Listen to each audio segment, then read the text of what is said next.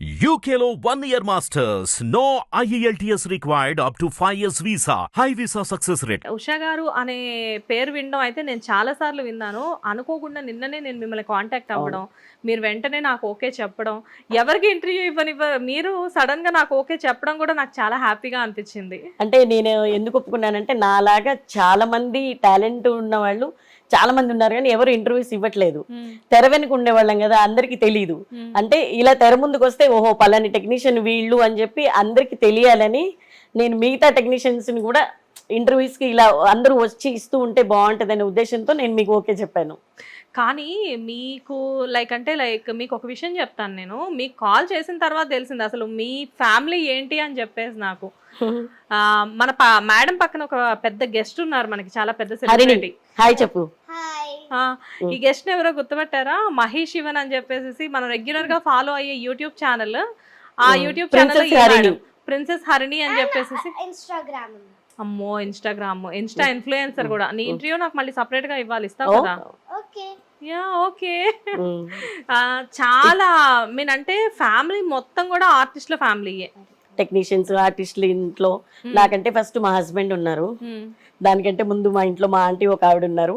అలా మోస్ట్లీ 50 సంవత్సరాల నుంచి ఇండస్ట్రీ అంతా టచ్ ఉన్నవాళ్ళు. మాకు సీక్రెట్ తెలుసు, సార్ హీరోగా కూడా యాక్ట్ చేశారు. మా వారు అప్పట్లో హీరోగా కూడా చేశారు, డైరెక్షన్ చేశారు, చాలా సీరియల్స్ మూవీస్ కూడా చేశారు. ఇప్పుడు మా హరిని హాయ్ చెప్పేసి తన ట్యూషన్ మేడం వచ్చే తను వెళ్ళిపోద్ది. వెళ్ళమ్మా. అవునా? వన్ మోర్ థింగ్, నానమ్మ ఏమేం చేస్తారో కూడా నాకు తెలుసు. ఏమేం చేస్తారు? హెయిర్ స్టైల్, మేకప్ అండ్ నానమ్మకు ఒక బొటిక్ కూడా ఉంది. ఆ బొటిక్ పేరు love 16. Love 16 women's stores. Love 16 women's stores.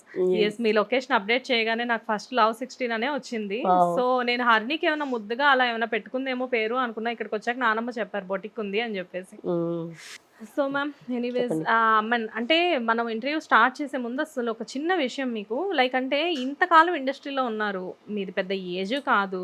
So ఇప్పుడే మీరు ఇండస్ట్రీ నుంచి ఎందుకు బయటకు వచ్చేసారు? అంటే చాలా మంది టాలెంట్ ఉంది, చాలా సర్కిల్ ఉంది మీకు ఫస్ట్ ఆఫ్ ఆల్. ఎందుకంటే అప్పటి నుంచి ఇప్పటి వరకు ఈ చాలా చిన్న ఏజ్లోనే ఇండస్ట్రీకి వచ్చారని తెలిసింది నాకు. అప్పటి నుంచి ఇప్పటికి మొన్నటి వరకు పూరి సార్ మూవీస్ అన్నీ కూడా మీరే చేశారు. సడన్గా ఇండస్ట్రీ నుంచి బయటకు ఎందుకు వెళ్ళిపోయారు? రీజన్ ఏంటి? సడన్గా ఏం వెళ్ళలేదు. అంటే నాకు పిల్లల మ్యారేజెస్, కొంచెం ఇంకా బాధ్యతలన్నీ పెరిగినాయి, మనవాళ్ళు మనవరాళ్ళు, దానివల్ల కొంచెం గ్యాప్ తీసుకోవాల్సి వచ్చింది. మనవాళ్ళు మనవరాళ్ళు. నా మనవడికి 12 years అండి, ఒక మనవరాలకి 10 years, ఒక మనవరాలు 7 years. ఇప్పుడు లేటెస్ట్ గా మాకు ప్రిన్స్ పుట్టాడు, వాడు 5 months. ఇంకా పిల్లల మ్యారేజెస్ అన్ని అయిపోయినాయి, అందరు సెట్. ఇంకా పిల్లలు కూడా వద్దన్నారు. ఇన్ని సంవత్సరాలు కష్టపడ్డావు కదమ్మా ఇంకెందుకు అంటే, కష్టపడ్డం అంటే అందరు కష్టపడతారు. పర్ డే 30 rupees నుంచి నేను కష్టపడ్డాను. 30 rupees రోజుకి 30 రూపాయల నుంచి వర్క్ చేశాను. పార్లర్లో వర్క్ చేశాను, పార్లర్లో నేర్చుకున్నాను, పార్లర్ పెట్టాను. ఒక 22 years బ్యూటీ పార్లర్ రన్ చేశాను. ఆఫ్టర్ దట్ మళ్ళీ సీరియల్స్కి వచ్చాను. పెళ్లి చూపులు, ఎండమావులు, ఇవన్నీ పాత సీరియల్స్, ఆగమనము, చాలా సీరియల్స్ కి మేకప్, హెయిర్ స్టైల్స్ అన్ని చేశాను. అన్ని హిట్ సీరియల్స్, ఎండమావులు, పెళ్లి చూపులు. మంజులా నాయుడు గారు, బిందు నాయుడు గారు బాగా సపోర్ట్ చేసేవాళ్ళు. ఆగమనం అంటే శృతి గారి ఇంట్రొడక్షన్ కదా.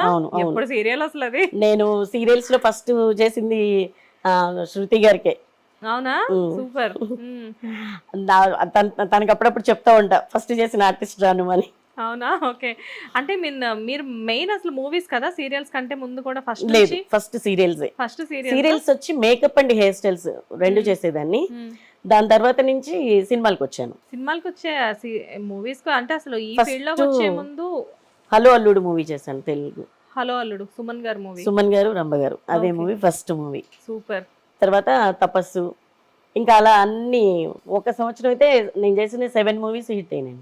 సో దీన్ని బట్టి నాకు ఏమర్థమైందంటే, మీతో హెయిర్ స్టైల్ చేయించుకున్నా కానీ, మేకప్ చేయించుకున్నా కానీ వాళ్ళు డెఫినెట్ గా టాప్ పొజిషన్ లోకి వెళ్తారు. వాళ్ళ అదృష్టం, నా అదృష్టం, గాడ్ గిఫ్ట్. అంటే మీ చెయ్యి అలా తిరుగుతుంది అనమాట అప్పట్లో.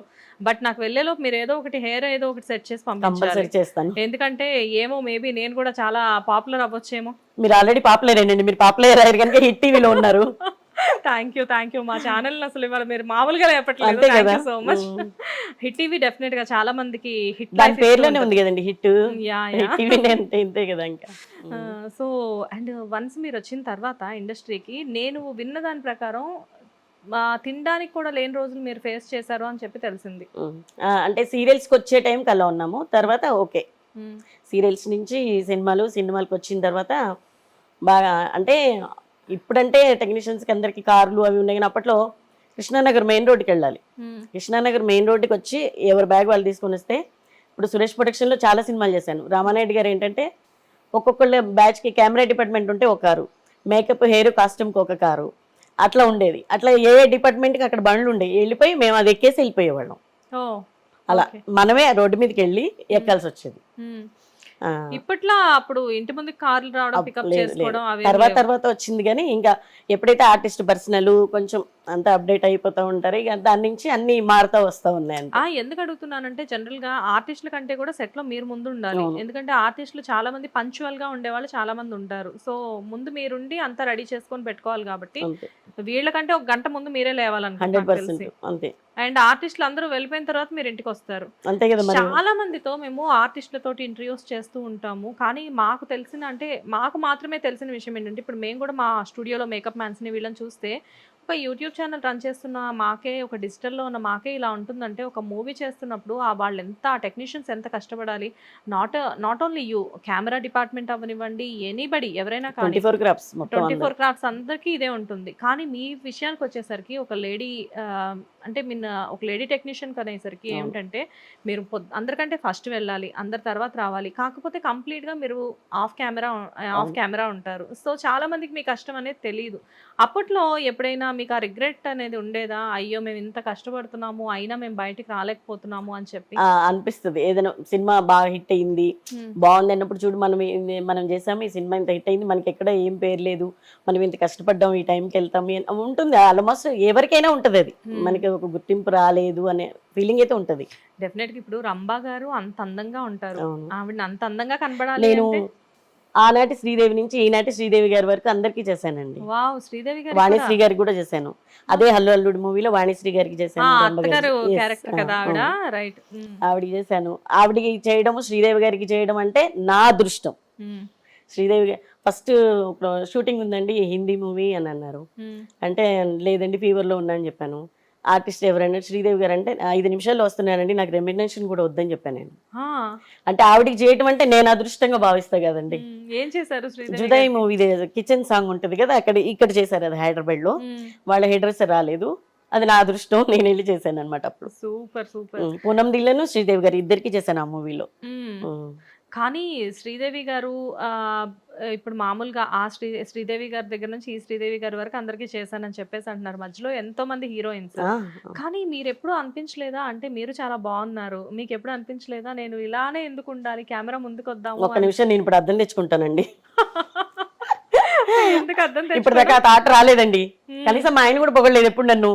నేను చెప్తున్నాను కదా, మనకు మనం ఎప్పుడైనా కానీ అందంగానే కనిపిస్తాం అద్దంలో చూసుకున్నప్పుడు. మీకు ఎప్పుడు అనిపించలేదా? లేదండి. ఒక హోమ్లీ లుక్, చక్కగా కనబడుతున్నారు. ఇప్పుడు మీరు ఆల్రెడీ 2 పిల్లలు, మనవరాళ్ళు ఉన్నా కానీ యంగ్ గా ఉన్నారంటే అప్పుడు ఇంకా ఎంత అందంగా ఉండండి. మా పిల్లలకి తొందరగా మ్యారేజెస్ చేసేసానండి. మా పాపకి 18, అట్లా మా పిల్లలకి తొందరగా మ్యారేజెస్ అయిపోయినాయి. నాకు 37 years కి అల్లుడు వచ్చాడు.